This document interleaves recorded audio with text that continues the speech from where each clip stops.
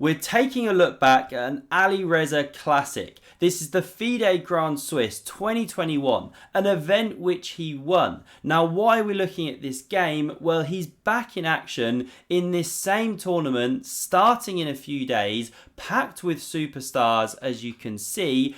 And it's really exciting to hear that he plans to play more chess now, focus less on the fashion. That's what he said recently in a Q&A on Agadmator's channel. Now in this game here, his opponent was the Indian player Krishnan Sasikiran, strong Indian GM 2600, and Alireza brings this queen sack, which is epic. And just before we dive in, this is long overdue, but a huge thank you to everyone on screen here who signed up for membership with the channel. Really helps me out as I look to grow this thing, bring you more content, better content, more regular content. So if you do enjoy these videos, do consider signing up. I want to do a lot more in that space in the coming months and everything. Really helps me out. Now let's dive in here on one of my favorite players. Alireza goes e4, e5, knight f3, knight c6, and the Italian game with bishop c4. Black goes aggressive with that bishop deployment. We get c3, looking to build the big centre. Knight f6 pressures the e-pawn, and you can already go d4, but Alireza goes for this one, just holds off, protects this pawn. We get both players castling, and now you can go d6, the more conservative move, you carry on development, but d5 is a more aggressive way to expand in the centre. Now you allow white to take. What's good for black? Well, you're activating the knight, you're opening pressure on this pawn, but in return, rook e1 highlights now the e5 pawn, which is a bit more tender when you don't have a pawn on d6. So bishop g4 pins the knight, which is pressuring this pawn. We now get knight b to d2, knight b6 hops back, pressures this bishop and opens the queen to eye this pawn. And so if you play this natural move, well, black can actually take here with a decent game. But I'm not going to dive in on that variation. We're going to see something similar because Alireza goes h3, the bishop drops back, and now he goes bishop b3. What's the difference? Well, if black takes here, which is actually the best move, now white's got this great shot of knight takes on e5. But it only works when you've inserted h3 and had that bishop drop back here. Because otherwise, black can take here and the knight would be supporting the bishop, so you've just won a piece and the queen can't take back. In this variation, if knight takes, now the queen wins the bishop and white gets a decent game here. So running back a move, what we see in this position, the theory here is not takes, but queen f5. You know, if bishop takes here, knight takes here. So actually keeping on the queens is best for black. You defend this piece, game goes on. But we didn't say queen takes on d3. We saw king h8, and this is a very aggressive idea. Preparing f5, but it allows Alireza to start hopping with knight e4, and now bishop e7 is a better move than what we saw in the game, or bishop d6 to cover this pawn. What we see here is this knight retreating, but something is just off about this move, right? You know, it's come to here, and then here, and then here, and then here. 4 knight moves, you're covering the bishop. Now, if white takes immediately, it's not so bad for black. You hop with the knight, you pressure the bishop, the pawn, and everything like that. But Alireza doesn't do that. He plays bishop d5, using the weakness of the last move. You know, the knight from b6 left the support of that square. And he's now threatening simply to chop off this knight, then chop off here, and this pawn will be dropping off the board. So black has to react. Again, the computer wants bishop d6, but f5 is played. A very aggressive idea. Now the knight hops here. Why would you weaken all these squares? Allow the knight to hop. Well, we're going to see black's idea, which isn't easy to refute. Now the knight's about to fork, and you can't actually stop that in any good way.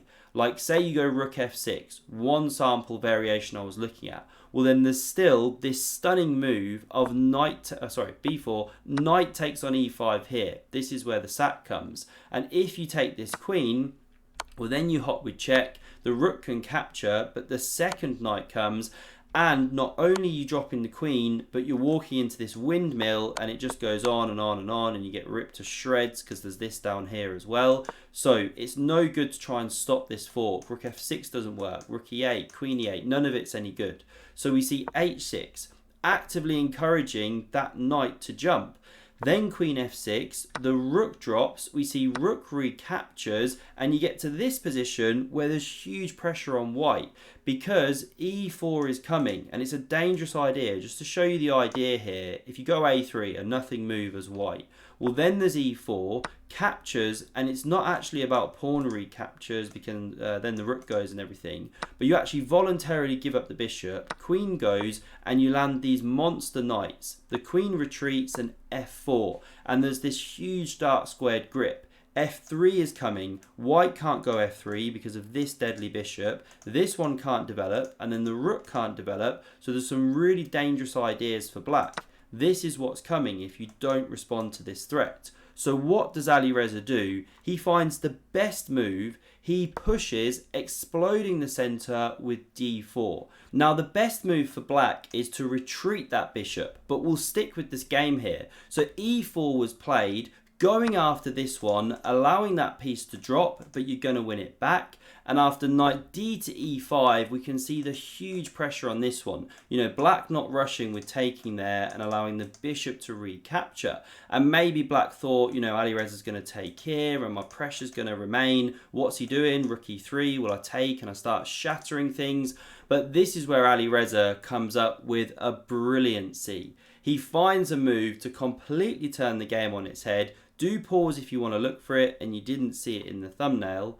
The move that Alireza plays is knight takes on e5. He gives up the queen on d1. Fantastic play, because after knight d7, forking queen and rook, he's now winning a second rook, or is he? He plays the best move, doesn't actually snap off that rook straight away. If you do this, the queen takes here and defends this one, and it's not the most precise. So what Alireza does is takes this knight on c6. Now when the rook saves itself, which is the best move, he picks up this one, he's lined up against the queen, this one now drops, but bishop f4, and there's huge pressure on the black position, because Alireza, for the queen, has now got two minor pieces and a rook. More than sufficient compensation. You can see this evaluation bar, loves it for white.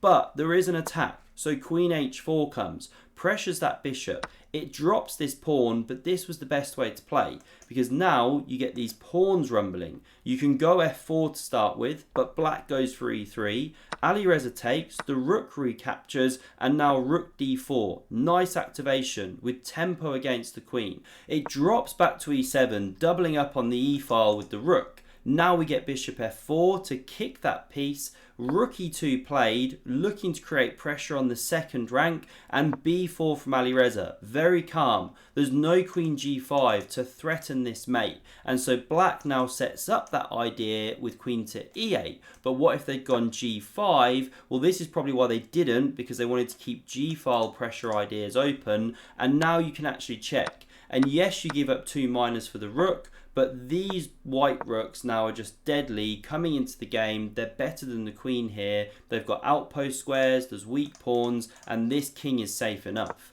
So we didn't see g5. Queen e8 threatens queen g6. So rook f1, and now if queen g6 comes, threatening mate, you're in time with rook f2. So queen e6 played to target the a pawn, no longer protected. Alireza ignores, good move, getting the black active rook off the board. The queen takes with check, but bishop d2 calmly blocks that one and prepares to rumble these pawns. You could have gone with the rook as well, but here's Alireza's idea after the queen comes back on side. He goes pawn c4 and b5 is coming. The rook supports here, so no queen takes. We see a6, keeping an eye on b5. Bishop f4, queen e7, and b5 now coming on the board. A takes, c takes. We don't now see another pawn capture because now the c pawn runs. And how do you even bring the queen behind? You have to do something like this to come behind. But then the rook steps up. You're threatening rook c5. Sure, you can check, but the king runs away and it's safe as houses on these dark squares with this wonderful piece. The pawn's soon going to be running through. So we didn't see takes. Instead, the queen nudges up, covers the c-pawn, but now b6. That one is running like lightning, so we get queen b3 coming behind, stops pawn b7, and cool and calm as you like, king g1, takes care of the king safety. Now we get g5. The check was possible, but Alireza goes for this one, supporting rook b4, and after g4, rook b4, queen d1 check. After king h2, I love how everything's under control, because if the queen captures, you can then go b7, and all of these dark squares are covered by rook, knight and pawn. It's just awesome. So there's no possibility of perpetual checks against the king. You know, you can chuck a pawn, but so what? Then the king steps back. Again, you've got nothing. This one's running through. Even after queen takes, still running through because the knight supports. That's then a lost endgame. So instead, we see g3 check, but king simply captures, f4 check, king steps back. Here, black resigns. The pawn is unstoppable. Awesome game from Alireza, one to watch at this upcoming tournament, but so many stars. I hope you enjoyed this one. Smash subscribe if you did, really helps me out. And to see another epic game of chess, check out the video on screen. See you soon.